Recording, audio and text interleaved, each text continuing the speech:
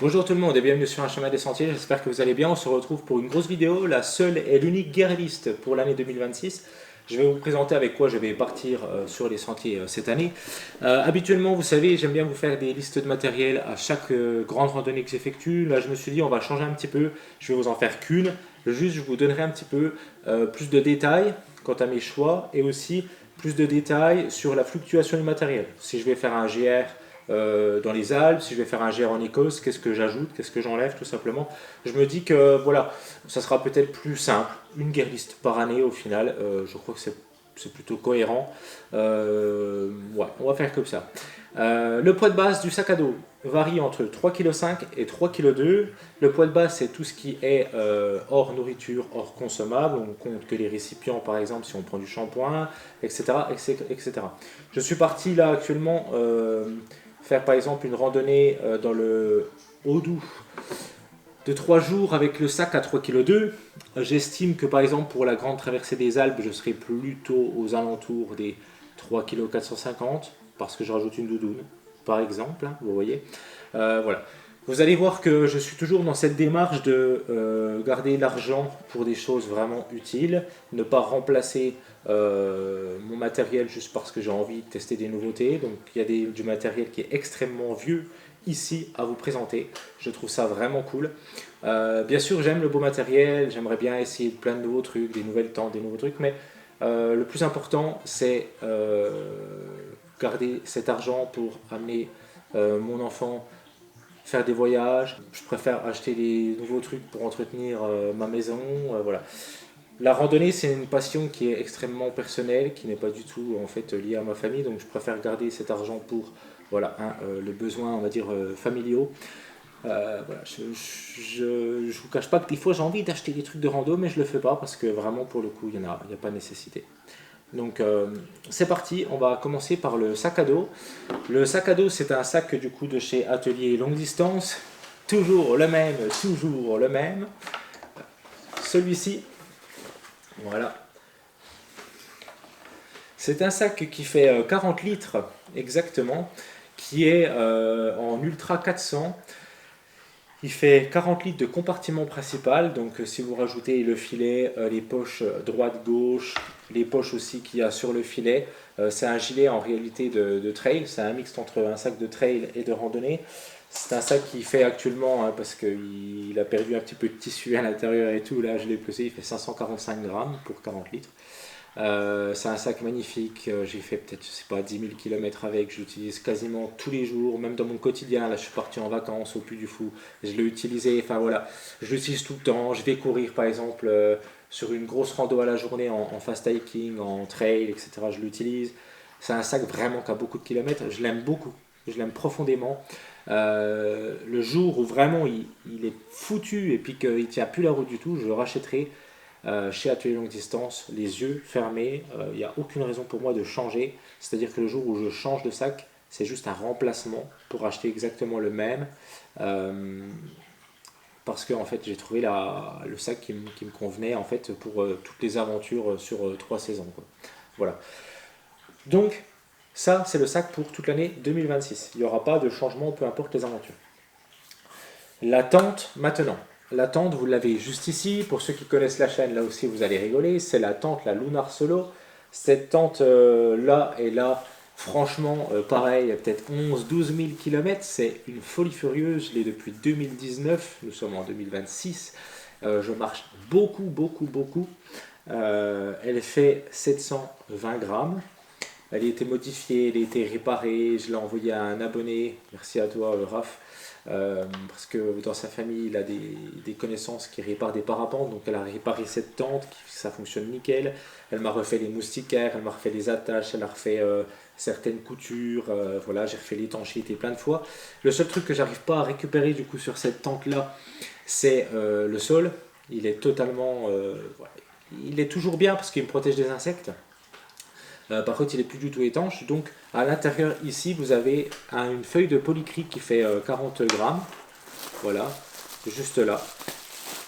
Voilà, qui fait 40 grammes. Que je viens mettre en dessous de la tente pour tout simplement avoir un sol, même en cas de forte pluie, totalement étanche et à l'abri de l'humidité. Voilà. je rajoute 40 grammes et ça m'évite de racheter une tente. Voilà. Ça sera sa dernière saison, je pense. Mais quoi que ça fait peut-être 2 ans déjà que je vous dis ça. Mais pareil, j'ai une attache un petit peu forte à cette tente. J'ai fait tellement de trucs avec. J'ai traversé l'Écosse, j'ai fait les Saint-Jacques-de-Compostelle, j'ai traversé le Jura 5 fois avec. J'ai fait l'Écosse, j'ai traversé le Massif central, j'ai fait le GR58, le Beaufortin. J'ai fait tellement de trucs avec. J'ai traversé le Morvan. Enfin, il y a plein de trucs quoi. Et on s'y attache hein, à son matériel, c'est vrai, hein. On s'y attache. Ensuite, petit coup de café.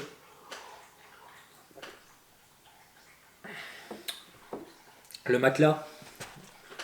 Ce matelas-là, qui va me suivre tout au long de l'année, c'est un matelas-là que j'ai aussi depuis plusieurs années. C'est un matelas de chez Decathlon, un accordéon en mousse de chez Decat, qui est recoupé, comme vous pouvez le constater, sur le côté. Donc, des 4 côtés, en réalité, c'est un petit peu coupé, ça m'a fait gagner quelques grammes. Mais surtout, ça fait perdre du volume au matelas, parce que c'est son plus gros défaut. Il fait 2,4 de air value et il fait actuellement recoupé 230 grammes. Voilà. Euh, Très très bon matelas, franchement. Il n'y a aucune différence entre par exemple le Nemo Switchback qui est voilà, ou le X-Lite, le matelas mousse de chez Thermarest, tout ça c'est la même que ça. Ok, vous ne serez pas plus confortable. Donc, restez chez Decathlon en fait parce que il n'y a pas vraiment de différence, mis à part la couleur. Si vous voulez avoir un truc un peu plus sympa qui sorte du lot, bon, ben, en effet, allez chez Thermarest et tout. Mais si on parle purement utilité, comme vous l'avez compris, économie, euh, ça suffit, quoi. Voilà. Hop. Au niveau des pieds, du coup, parce que vous avez compris qu'il était recoupé, je mets tout simplement mes vêtements du jour, mon sac à dos, je mets le sac à bouffe, je mets tout ça au pied, ce qui me permet en fait d'avoir une isolation suffisante, même on va dire à -1. La dernière fois j'ai dormi à -1 comme ça, j'ai pas eu froid, mais c'était la limite, voilà. C'était la limite en gros pour vous donner. Donc, une idée, 3 saisons, ça fonctionne plutôt bien. Le sac de couchage que j'ai pas ici parce qu'il est dans ma chambre, il est gros, il est gonflé, c'est le XL 400 de chez Cumulus. Je vous invite à aller regarder la chaîne YouTube, je l'ai pareil depuis des années aussi. Il y en a une revue, j'essaierai de vous mettre des plans d'incrustation. Fais-le Loïc parce que sinon ils vont pas avoir le sac de couchage et puis ils vont être tristes. Mais voilà, c'est un sac de couchage qui fait -1 degré confort, 900 queen et il pèse à 185 grammes. Pareil, j'en suis extrêmement content. Testé il y a pas longtemps, là, -1, toujours bon. Après tant d'années, tant de crasse à l'intérieur, parce que je ne le protège pas, il n'y a pas de sac à viande à l'intérieur, rien. Donc top, top. Voilà un petit peu pour le sac à dos, le Big Four.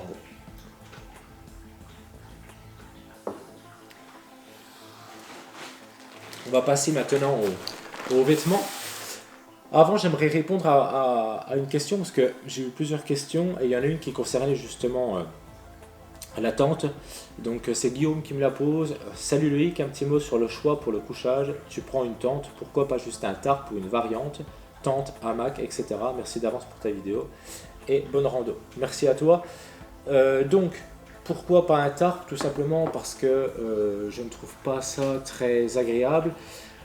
Par exemple, j'aime pas l'idée d'avoir des tiques. Je bivouac beaucoup dans le Jura et puis c'est infecté de tiques. Rien que pour ça, je préfère porter un sol et puis une moustiquaire intégrée. C'est beaucoup plus confortable pour moi. Je pense par exemple en Écosse, ça aurait été juste invivable en tarp. D'ailleurs, je suis même pas sûr que ça se fasse réellement à cause des midges. Voilà, en gros, la raison principale, c'est les insectes. Voilà. L'autre raison, c'est le hamac. Tu me parles du hamac. C'est le côté logistique. Je m'en fous de la rosée, d'avoir un petit peu plus de condensation. J'aime dormir dans des espaces qui sont ouverts. Je préférerais dormir au milieu d'un champ qu'au milieu d'une forêt. Même si, bien sûr, au milieu de la forêt, vous serez plus protégé de l'humidité, du vent, etc. Vous serez plus à l'abri des regards. Mais j'aime avoir cette vue sur le paysage. Et donc, en fait, le hamac, généralement, c'est très difficile en fait de trouver ce genre d'emplacement avec un hamac. Qu'avec une tente, on s'en fout, on se pose et c'est tout. Voilà, tout simplement. C'est pour des questions de confort et de préférence. Après, bien sûr, si demain je traverse, je sais pas moi, des endroits extrêmement denses en forêt avec très peu de paysages ouverts, le hamac serait une meilleure solution que la tente. mais je suis pas sûr qu'un jour je le fasse, tout simplement parce que c'est pas des paysages qui m'apportent beaucoup de satisfaction. Par exemple, mes paysages sont préférés, c'est les Highlands en Écosse, c'est l'Aubrac en France, c'est les combes jurassiennes extrêmement ouvertes. Les paysages que j'aime le moins, ça va être tout ce qui est Morvan avec des forêts assez denses et puis très peu d'ouverture en fait en réalité sur les paysages. J'aime beaucoup le Cantal aussi parce que c'est très ouvert.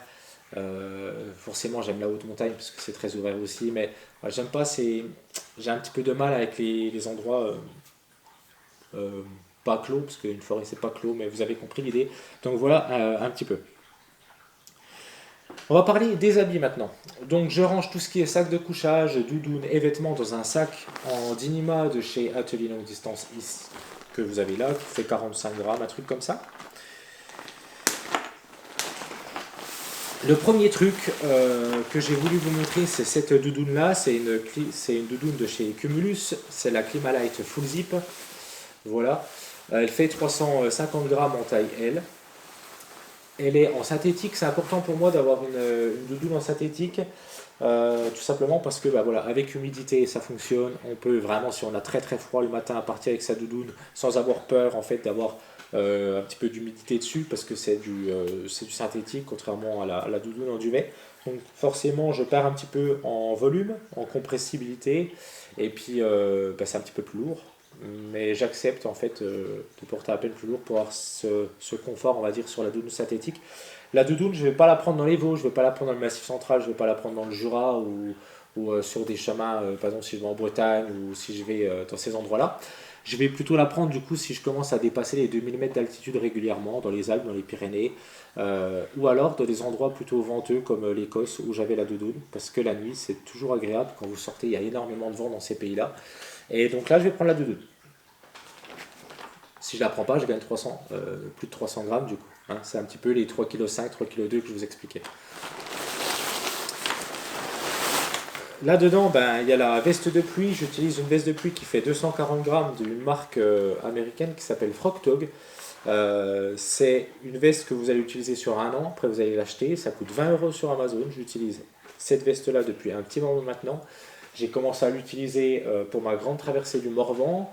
Mon tour du Morvan, je l'ai utilisé sur la grande traversée du Jura avec Damien, une traversée du Jura à plus, via les crêtes et tout, au mois de mars. Je l'ai utilisé dans plein de météos différentes. En hiver, je l'utilise aussi pour courir l'hiver sous la pluie. C'est excellent. Il y a aussi un gros bonus à cette veste de pluie, c'est qu'elle offre un vrai apport thermique contrairement aux autres. Euh, J'aime bien. Et puis elle coûte 20 balles. Et c'est la meilleure veste de pluie que j'ai trouvée. J'avais pourtant des montres belles, j'ai eu des bonnes vestes de pluie, hein, réputées avec du Gore-Tex et tout. Mais en fait, rapport qualité-prix imbattable, tout simplement. Ça, c'est une vieille veste que je vous montre. J'en ai une toute neuve, encore emballée, qui m'attend pour ma grande traversée des Alpes. Mon pantalon de pluie, c'est un Montbell Versalite qui fait 90 grammes en Gore-Tex. Voilà.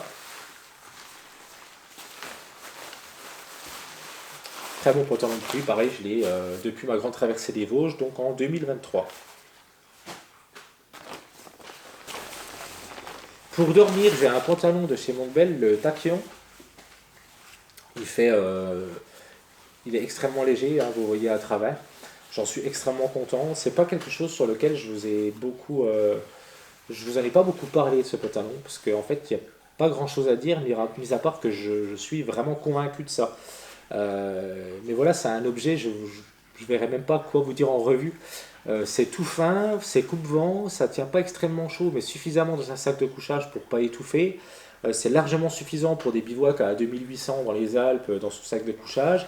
C'est extrêmement compressible, ça tient dans une main. C'est robuste parce que je l'ai aussi depuis, je crois, 2022. Pour partir le matin, s'il y a du vent, c'est cool. Euh, Ouais, c'est trop bien. Ça coûte un peu cher, mais c'est durable, donc j'aime bien. Voilà, la revue est faite du Montbell Tachyon. Hop. Ensuite, dans l'idée du Montbell Tachyon, j'ai les gants. C'est pas des gants Tachyon, mais ça y ressemble. C'est des gants qui font 4 grammes, extrêmement compressibles. Voilà, hop. Pareil, c'est coupe-vent, c'est super agréable aussi, c'est résistant, ça fait des années que je les ai, ils sont toujours en bon état. Je suis quelqu'un qui prend très soin de mes affaires, hein. Je fais extrêmement soin. Dès que je rentre des randos, je nettoie tout, je replie comme il faut, je range. Vous voyez, c'est vraiment bien entretenu. C'est aussi important si vous voulez pas chaque année réinvestir dans du matériel de randonnée, puis plutôt faire comme moi, ben, commencer, au lieu d'acheter des tentes tous les ans, je mets tous les ans de côté un petit peu de l'argent pour mes voyages solo. Par exemple, là, je suis en train de mettre pour partir faire la traversée de l'Arizona aux États-Unis et la traversée du Japon à pied, de côté. Et voilà, mais du coup, j'achète pas de matos, mais j'achète de l'expérience. Et ça, c'est mieux. Donc, ces petites mondes-belles, là, j'en suis extrêmement content. Voilà. J'ai ensuite en paire de chaussettes de rechange des Dantoff en laine mérino, c'est des mid. Voilà, ça monte juste au-dessus de la malléole. Euh, Pareil, c'est des chaussettes qui ont des milliers de kilomètres. J'ai exactement les mêmes pour marcher. Aujourd'hui, on va pas parler de ma tenue pour marcher. On va pas parler de tout ce que j'ai sur moi. Si ça vous intéresse, je vous ferai une vidéo dédiée, mais faites-le moi savoir en commentaire. Euh, Sinon, la vidéo elle va être trop longue si je commence à vous dire ce que j'ai sur moi et tout, donc vous me le direz. Ma polaire, que ce soit pour marcher mais aussi pour dormir, c'est une polaire de chez Senshi Design, une petite entreprise américaine. Euh, Extrêmement difficile à avoir parce que très très régulièrement en rupture de stock. J'en suis très très très content. Il y a une revue sur la chaîne. C'est la première revue de France sur une Alpha 60, pour vous donner une idée. Et ouais, Euh, elle est trop bien. Franchement, je suis trop content. Je l'ai pris avec le tour de cou intégré et la capuche, ce qui me permet en fait d'éviter de porter un bonnet en 3 saisons. Donc c'est pour ça que vous n'avez pas vu de bonnet ni de choses comme ça dans mon pack de vêtements. Je vais quand même vous la mettre, comme ça vous allez comprendre un petit peu pourquoi je n'utilise pas de bonnet ou de trucs comme ça. Parce qu'en fait, il n'y a pas d'intérêt du tout en été, parce que c'est vraiment intégré. J'ai beaucoup hésité quand j'ai acheté cette Alpha 60, elle fait 90 grammes. Parce que je me suis dit, c'est quoi le mieux? Est-ce que je prends un bonnet et un tour de cou et du coup c'est plus polyvalent, mais du coup c'est un peu plus lourd. Je me suis dit non, prends tout intégré dans l'Alpha 60 et ça fera l'affaire. Et puis ouais, je vous le confirme. Je suis extrêmement content d'avoir fait ce choix. Je vais vous montrer ça. Hop, voilà. Faut en prendre 13 sur un par contre. Attention, ça c'est pour le coup, c'est durable mais fragile. Voilà, vous voyez le tour de cou, il va vraiment là. Donc quand on dort, on a vraiment tout protégé. Et la capuche, elle descend vraiment bas. Et voilà, c'est pour ça que en hiver, je rajoute un bonnet, en sachant que j'ai encore la capuche de mon XAI 400, j'ai la capuche de ma doudoune, donc vous comprenez que voilà, là je suis en train de d'étouffer, clairement. En parlant de la Senshi Design Alpha 60, là j'ai un commentaire qui me parle de ça. Salut Loïc, merci de prendre le temps de faire tes vidéos explicatives. C'est William qui me pose la question. Chaud pour des précisions sur ta polaire alpha et le comportement en actif. Puis si tu l'utilises aussi pour dormir, bonne préparation pour la traversée des Alpes. Alors, je dors avec et je marche avec. Je fais tout avec cette polaire. Donc, elle m'est utile pour le bivouac, mais aussi pour l'activité en journée.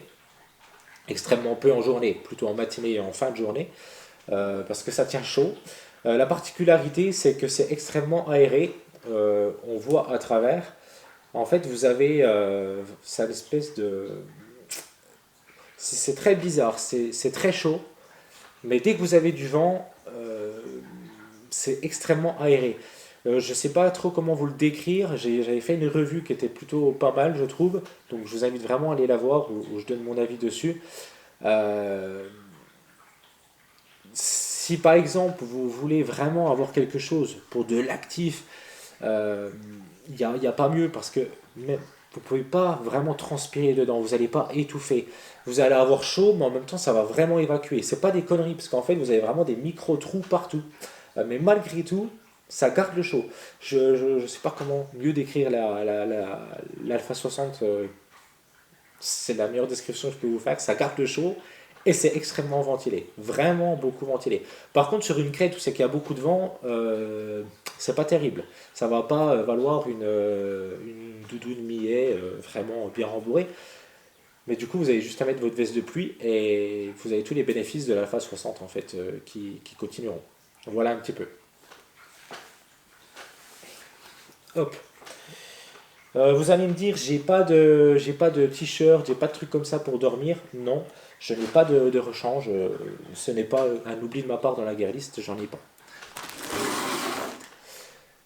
Ma pratique aujourd'hui, hein, elle s'oriente un petit peu vers le fast hiking, peut-être plus que vers de la randonnée longue distance traditionnelle.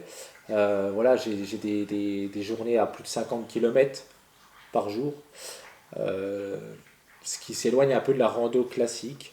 Donc ça explique aussi pourquoi j'aime être léger, parce que j'aime pouvoir courir aussi avec mon sac à dos. On va parler de l'électronique. Mon électronique, je le range dans un tout petit sac en Ziploc comme ça. Voilà. J'ai pas grand chose. J'ai un chargeur mural, tout simple, USB-C. J'ai un câble, un USB-C, tout simple. Voilà, c'est un câble GoPro. J'ai un câble Garmin, parce que pour ma montre, la Garmin ici. J'ai une batterie externe, c'est pas la bonne, mais je vous la montre parce que l'autre je l'ai pas encore, mais elle est achetée. C'est la Nightcore NU25, voilà, donc celle-là elle fait 350 grammes, mais l'autre que j'ai elle fera 290. Mais en gros, j'ai une batterie externe de 20 000 avec moi. Et puis j'ai une petite lampe frontale, voilà, qui est une Riveron Aurora A5, je crois, qui fait moins de 10 grammes. Voilà, qui fait lumière rouge. Vous la mettez sur la casquette, mais pas que, hein. Vous pouvez, par exemple, la mettre sur le bracelet de la montre. C'est vraiment pratique. C'est aimanté aussi, donc vous pouvez la mettre contre la tente. Et puis en fait, il y a un truc que j'aime beaucoup, c'est ça. Attendez. Voilà. C'est que c'est une lumière qui est diffuse dans la tente. Donc, contrairement à la frontale qui va vous faire un faisceau, là, vous mettez ça, puis vous voyez vraiment tout partout dans la tente. Donc, pour plier les affaires le matin, c'est vraiment, vraiment bien. Et voilà, elle est fluorescente aussi, donc pratique pour trouver la nuit. Voilà un petit peu pour le kit électronique, les gars.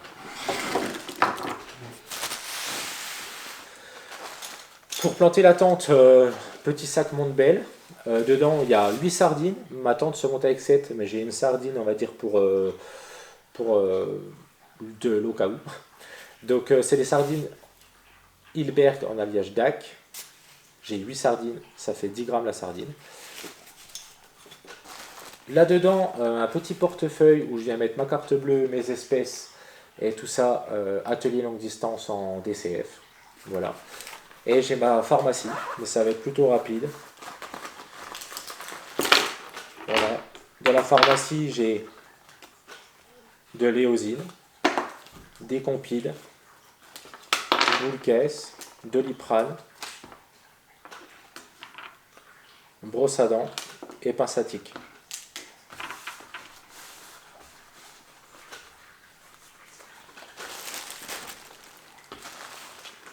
Mon sac à bouffe, c'est un sac tout simple en tissu, il fait même pas 10 grammes, il est pas étanche, mais ça c'est mon sac à bouffe.